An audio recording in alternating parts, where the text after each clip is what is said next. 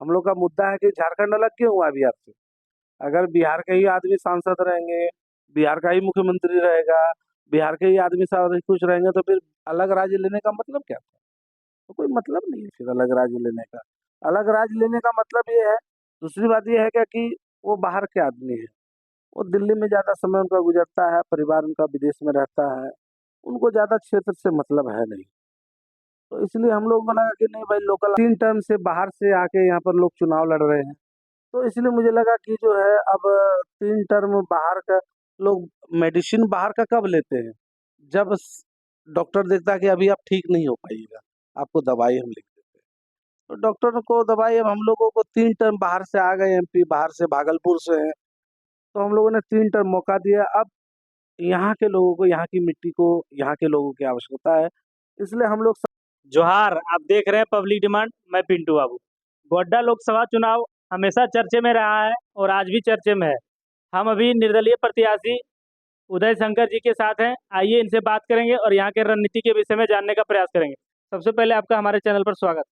धन्यवाद आपका। चैनल, आपकी आपको शुभकामना है, और लोकतंत्र के चौथे स्तंभ को आप मजबूत कर रहे हैं, इसके लिए बहुत बहुत बधाई। आप डायरेक्टली एमपी का चुनाव लड़ रहे हैं या इससे पहले भी किसी चुनाव को लड़ने का एक्सपीरियंस अनुभव रहा है? देखिए, हमको चुनाव का कोई अनुभव नहीं रहा, मैं वार्ड का भी चुनाव नहीं लड़ा हूँ कभी।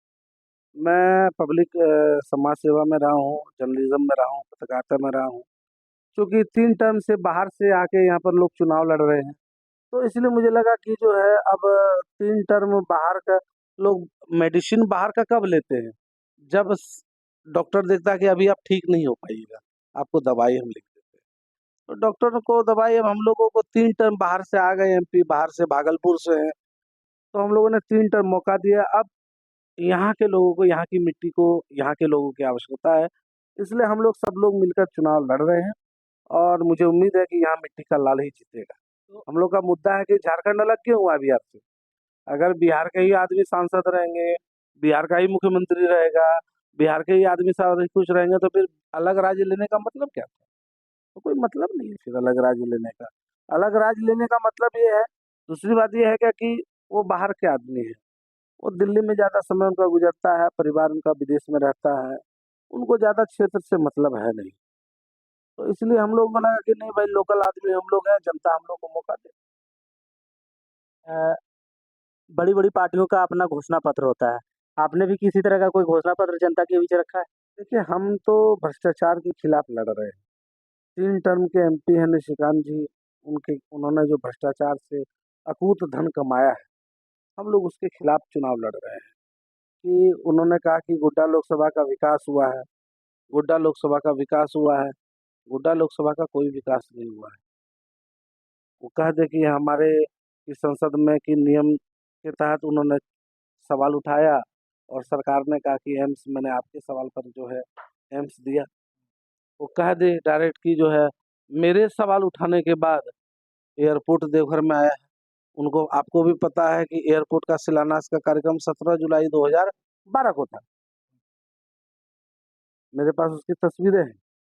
17 जुलाई को शिलान्यास का कार्यक्रम एयरपोर्ट का था।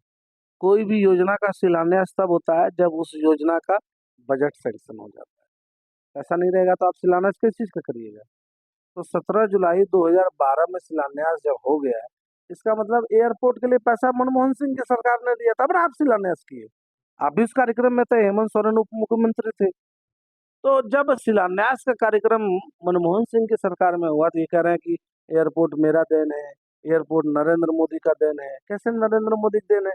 2012 में नरेंद्र मोदी थे प्रधानमंत्री, 2012 में मनमोहन सिंह थे प्रधानमंत्री। ये लोग सिर्फ झूठ फूस, आई वॉश करने की एक तकनीक है कि जनता को इतना झूठ बोल दो कि सच वो भूल जाए। तो एक्चुअली में क्या है कि विकास उकास कुछ हुआ नहीं है।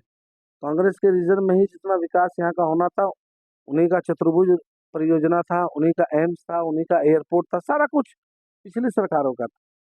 ये है कि सौभाग्य इनका है कि ये यहाँ एमपी रहे, तो योजना यहाँ पे चल रही है। अब कल के डेट में मान लीजिए 5G आएगी, 6G आएगा, तो ये कह देंगे कि मेरे ही चलते गोड्डा लोकसभा में 5G का टावर लगा। अरे आप नहीं भी रहते फिर भी लगता है। 3G का भी लगा, 4G का भी लगा, 2G का भी लगा। आप नहीं थे तब भी। विकास एक सतत प्रक्रिया है, वो किसी के आने या किसी के ना आने से कोई फर्क नहीं पड़ता है। अगर ऐसा होता तो धनबाद में पूरा धनबाद के नीचे कोयलेरी बेल्ट है, आग लग रही है, वहाँ क्यों नहीं विकास हुआ? क्योंकि वहाँ के सरकार को पता है कि वहाँ पर जमीन के नीचे आग लगी हुई है, वहाँ पर जमीन कोई प्रोजेक्ट बड़ा नहीं लग सकता है। अब वहाँ का सांसद बोलेगा कि नहीं मेरे चलते विकास हो रहा है या मेरे चलते नहीं विकास हो रहा है। संथाल परगना में विकास होने का सबसे बड़ा कारण क्या है कि आज से नहीं है, मेन लाइन आज से नहीं है, जसीडीह आज से रेलवे स्टेशन नहीं है, राजधानी शताब्दी आज से नहीं चल रही है कि निशिकांत जी आए तो राजधानी एक्सप्रेस चलने लगी, निशिकांत जी आए तो शताब्दी एक्सप्रेस चलने लगी। ऐसी बात नहीं है। पूर्वा एक्सप्रेस, तूफान एक्सप्रेस, राजधानी, शताब्दी सब बीसों साल से चल रही है। ये मेन लाइन का जंक्शन है।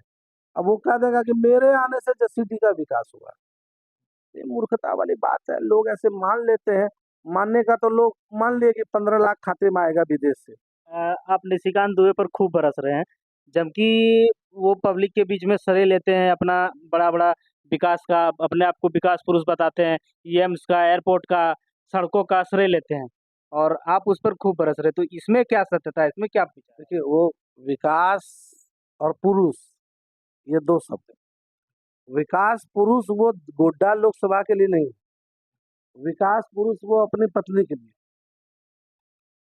वो पुरुष अपनी पत्नी के लिए है विकास पुरुष, क्योंकि उनकी पत्नी का विकास हुआ है। 2009 में जब वो चुनाव लड़ने के लिए आए थे, उनकी पत्नी का ITR 2 लाख का है, और 2024 में देख लीजिए आप, उनकी पत्नी का ITR 3.5 करोड़ का है। आखिर विकास का ऐसा कौन सा पैमाना है कि 10 साल में 2 लाख कमाने वाला 3.5 करोड़ कमाने लगा? क्या मुझे बताइए कि 2009 में जिस टीचर का वेतन 20,000 रुपया था, उस टीचर का वेतन 3.5 करोड़ रुपया हुआ क्या? 35 लाख रुपया हुआ क्या? अगर 2009 में किसी टीचर का वेतन 20,000 रुपया था, तो निशिकांत जी के पत्नी का जो विकास हुआ, तो उस हिसाब से देखा जाए तो जिस टीचर को 20,000 मिलना था, उस टीचर को भी 35 लाख रुपया वेतन मिलना चाहिए था। तो गोड्डा लोकसभा में कोई ऐसी जनता है, कोई ऐसा व्यक्ति है जो निशिकांत दुबे के विकास से हाथ उठा के कह सके कि हाँ, 2009 में मैं 20,000 रुपये महीने कमाता था और 2000 में विकास किया कि अब मैं 35 लाख रुपए महीना कमा रहा हूँ? कोई ऐसा आदमी नहीं है। विकास पुरुष वो हैं, लेकिन वो अपनी पत्नी के लिए विकास पुरुष है, क्योंकि उनका विकास हुआ है और किसी का विकास नहीं। जनता अगर आपको यहाँ समर्थन देती है, तो सबसे पहले आप यहाँ के लिए क्या करिए?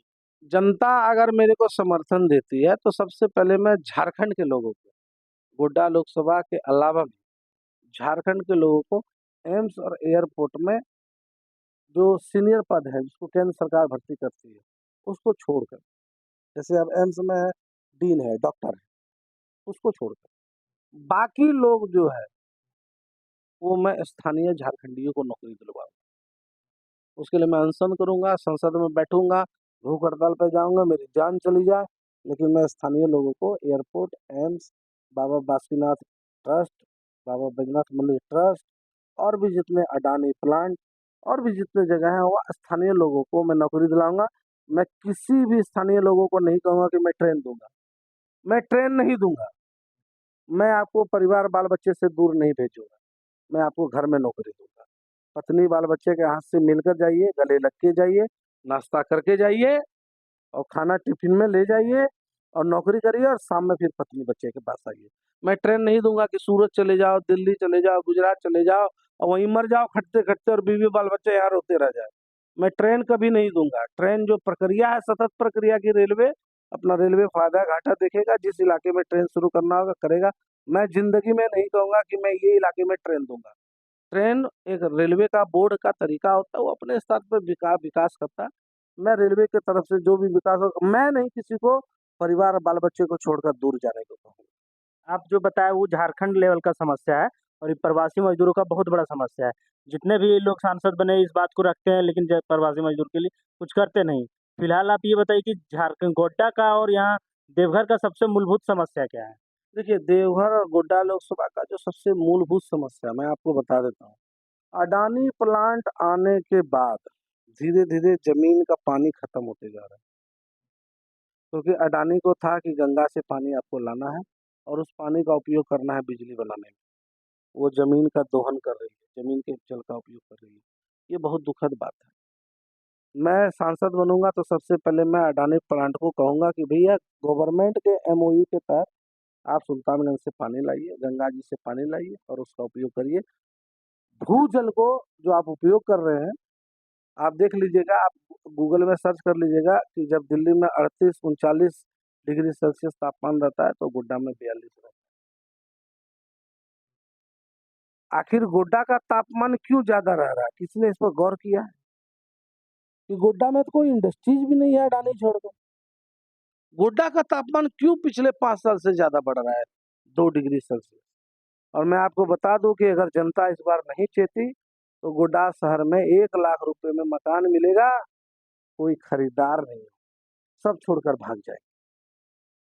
बहुत तेजी से जल रहा है और ये मुद्दा बहुत गर्म है और मैं चाहता हूं कि गोड्डा लोकसभा की जनता इस बार जो है दूसरे को मौका दे।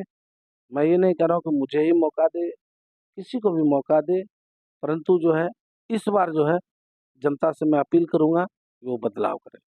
जनता जनार्दन से आप क्या अपील कर रहे हैं? बस जनता से मैं यही कहता हूं कि धोखे में ना आइए, फर्जी विकास के नारे पर नहीं आइए, विश्व गुरु के नारे पर नहीं आइए, फर्जी राष्ट्रवाद के नारे पर नहीं आइए। राष्ट्र किसी के कहने से नहीं बनता है।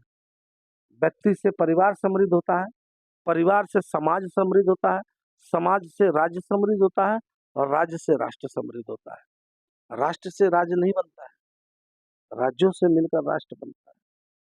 अगर आप समझ लीजिए कि अभी कल तूफान आ रहा है, ठीक है, जो भी तूफान, ये आप समझ लीजिए केदारनाथ में आपदा आई, पूरा देश लगा उसके लिए।